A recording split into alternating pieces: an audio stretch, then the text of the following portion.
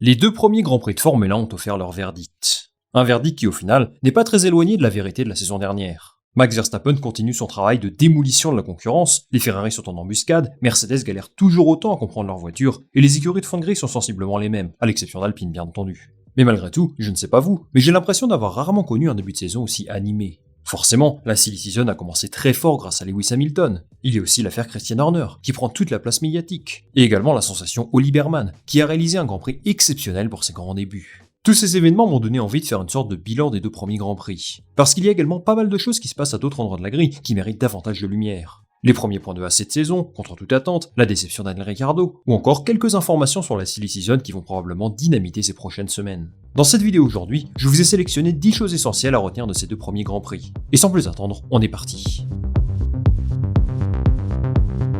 La première chose que j'aimerais mentionner, c'est qu'on a une hiérarchie très claire. À mes yeux, 5 écuries se distinguent considérablement par rapport au reste de la grille. Red Bull, Ferrari, Mercedes, McLaren et Aston Martin. C'est bien simple, je vous invite à regarder les pilotes qui sont arrivés en Q3 à Bahreïn puis en Arabie Saoudite. Entre ces deux Grands Prix, une seule personne manque à l'appel, Carlos Sainz. Et comme vous le savez, le pauvre a malheureusement dû se faire opérer de l'appendicite. Il était présent dans le paddock dès le lendemain de l'opération, donc ça c'est super, mais s'il avait été apte à participer à la séance de qualification, on peut assumer sans trop se risquer qu'il aurait réussi à atteindre la Q3. Ça se reflète également en course, puisque ce sont les seules écuries qui ont réussi à marquer des points sur les deux premiers Grands Prix. Donc oui, je trouve qu'il y a pour l'instant un vrai écart entre ces 5-là et le reste de la grille.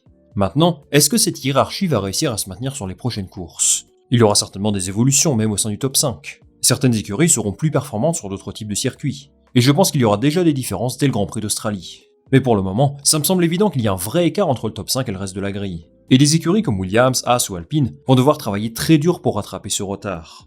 Du côté du fond de grille d'ailleurs, il y a une écurie en particulier qui a beaucoup déçu. Vous l'avez deviné, je parle bien sûr d'Alpine. Alors on pouvait s'attendre à ce qu'elle ne joue pas les premiers rôles. Les tests d'avant-saison ont été absolument catastrophiques, il procède en ce moment même à une grosse restructuration, et globalement, l'écurie est en reconstruction totale, avec 2026 en ligne de mire.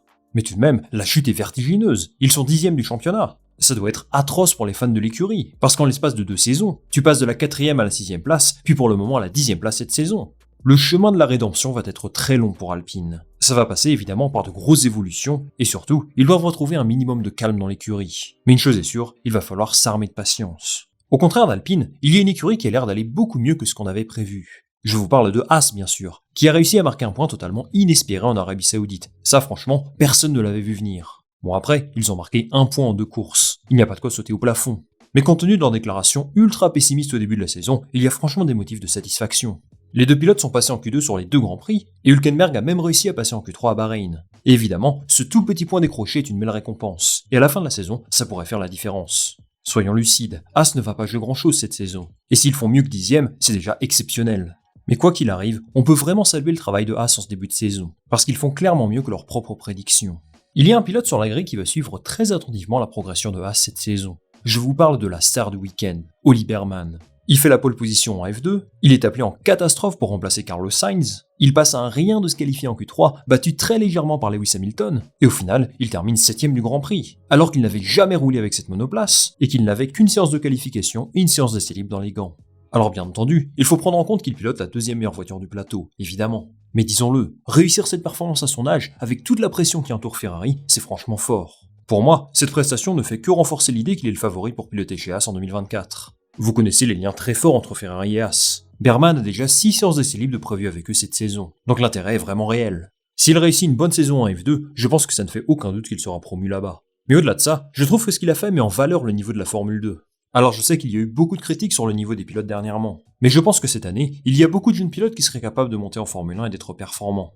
Behrman lui a totalement saisi la chance qu'on lui a offerte, et ça ne fait quasiment aucun doute que son avenir sera en Formule 1 ces prochaines années.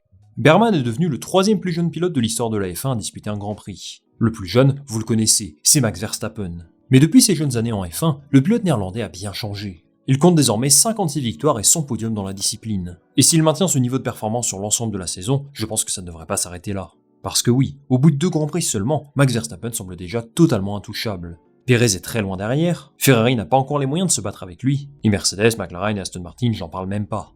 Verstappen évolue dans un autre univers. Et il faut reconnaître, tout simplement, que ce pilote est absolument monstrueux. Sergio Pérez lui fait un très bon début de saison, mais on s'aperçoit qu'il ne lui arrive pas à la cheville. Compte tenu de tout ce qui se passe en coulisses, je trouve ces résultats d'autant plus impressionnants. Parce que oui les amis, chez Red Bull, c'est un vrai panier de crabes. J'ai l'impression que chaque seconde qui passe, il y a une nouvelle bombe qui tombe. Pour résumer, Christian Horner aurait été proche d'être viré, mais il serait soutenu par le propriétaire thaïlandais de l'équipe, qui possède le plus de parts, mais au final j'ai vu passer une information comme quoi il aimerait bien se séparer de lui maintenant. Helmut Marko aurait également été proche de se faire licencier par Red Bull. Et si Helmut Marko part, l'avenir de Verstappen est très incertain. C'est une situation qui pourrait déstabiliser n'importe quelle écurie. Mais sur le plan sportif, Red Bull reste solide. Maintenant, c'est évident que cette situation doit connaître son dénouement, parce que ce n'est pas possible de travailler dans ces conditions. On espère donc que cette histoire va arriver à sa conclusion le plus vite possible, pour que le sportif soit à nouveau au premier plan. En parlant de sportif, j'aimerais me pencher sur le cas de Ferrari. Red Bull mis à part, et comme prévu, c'est l'écurie de Fred Vasseur qui a laissé la meilleure impression globale. Et oui, la voiture est vraiment au-dessus de tout le reste du plateau, et pour eux ça fait 2 podiums en 2 courses. Donc franchement, tous les échos positifs d'avant-saison se sont révélés réalité. Maintenant, Charles Leclerc et Carlos Sainz n'en ont pas grand chose à faire de finir 3ème. Eux ce qu'ils veulent, c'est pouvoir battre Red Bull. Ce sera évidemment très compliqué, parce que la RB20 semble avoir un vrai coup d'avance sur tout le monde. C'est évident qu'il y a énormément de défis à relever pour Fred Vasseur, mais je pense que les tifosi peuvent se réjouir d'avoir un projet qui semble vraiment solide.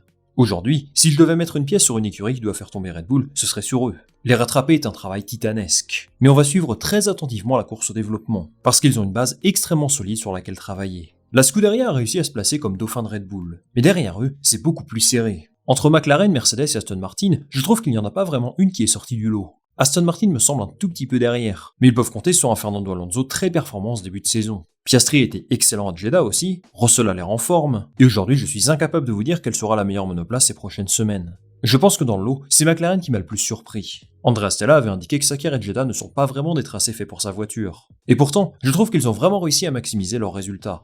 Je m'attendais à voir Mercedes un tout petit peu plus proche de Ferrari. Et si l'on en croit Lewis Hamilton, les prochaines courses devraient être encore plus compliquées. Quant à Aston Martin, Lance Stroll les a un petit peu laissés tomber à Jeddah. Et si la dynamique entre lui et Alonso est similaire à celle de l'an dernier, lui et son équipe pourraient passer une saison assez compliquée une nouvelle fois. Quoi qu'il en soit, cette lutte entre ces 3 écuries sera super intéressante à suivre. Je suis très curieux de voir qui va remporter la course au développement dans ce groupe-là. Ferrari a pris un tout petit peu d'avance sur les 2 premiers Grands Prix, et l'objectif sera de les rattraper le plus vite possible. On passe à l'avant-dernier point de cette vidéo, et on va faire un virage complet vers le fond de grille. J'aimerais vous parler des Racing Bulls et de Stake F1 Team, 2 écuries qui arborent une identité nouvelle, mais qui connaissent des résultats ô combien décevants. L'équipe la plus frustrante entre les deux, à mon avis, c'est sûrement RB.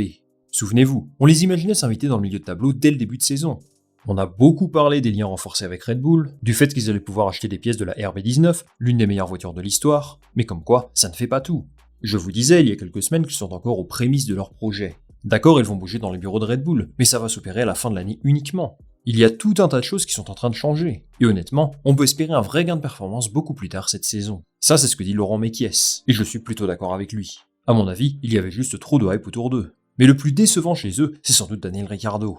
Le pilote australien n'est pas au niveau du Yuki Tsunoda en ce début de saison, et c'est quand même quelque chose de surprenant pour quelqu'un avec ce palmarès, et surtout, qui vise le siège de Sergio Pérez. Je ne vais pas trop m'étendre sur le sujet parce qu'il y aura une vidéo qui portera là-dessus très prochainement. Mais évidemment, la dynamique des 2 pilotes sera l'une des clés du succès de RB cette saison. L'écurie Sauber, quant à elle, est toujours aussi mauvaise. Je vais être méchant, mais on a l'impression qu'ils sont là juste pour faire de la pub à leur sponsor avant l'arrivée d'Audi. La bonne nouvelle pour eux, c'est qu'Audi a officiellement confirmé qu'ils vont acheter 100% de l'écurie à partir de 2026. En vérité, c'est une information qui avait déjà fuité il y a quelques mois. Mais au vu des doutes qui entouraient leur arrivée en Formule 1, c'est une très bonne chose. J'aimerais aussi avoir un mot rapide sur Williams, qui n'a pas franchement impressionné en ce début de saison, mais qui savait pertinemment que ce serait très compliqué de marquer des points sur ces 2 circuits. Il y a quelques signaux positifs de leur côté.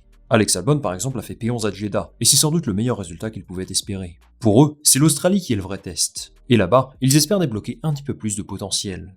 La dernière chose dont je voudrais vous parler les amis, c'est que la silly season semble battre son plein. Christian Horner s'est réuni avec Flavio Briatore, le manager de Fernando Alonso. On a vu le père de Carlos Sainz sortir de l'hospitalité Mercedes. Oliver Berman, lui, est arrivé comme une fusée dans les discussions pour 2025. Et bien évidemment, Max Verstappen pourrait rejoindre Mercedes si la situation chez Red Bull se détériore. Il y a eu énormément de blabla de tous les côtés. Et ce que j'attends personnellement, c'est que toutes ces discussions se transforment en transferts réels. Avec autant de pilotes en fin de contrat, ce sera assurément un très gros point d'intérêt ces prochaines semaines. C'est terminé pour cette vidéo les amis, merci beaucoup de l'avoir regardé. Donnez-moi en commentaire vos impressions sur ce début de saison. S'il y a des choses qui vous ont choqué, surpris, étonné peut-être, moi je lirai tous vos commentaires très attentivement. Comme d'habitude, si cette vidéo vous a plu, je vous invite à la liker, à la partager autour de vous, et bien sûr à vous abonner pour me donner un maximum de visibilité. On va se retrouver très rapidement pour une nouvelle vidéo. Salut, à la prochaine.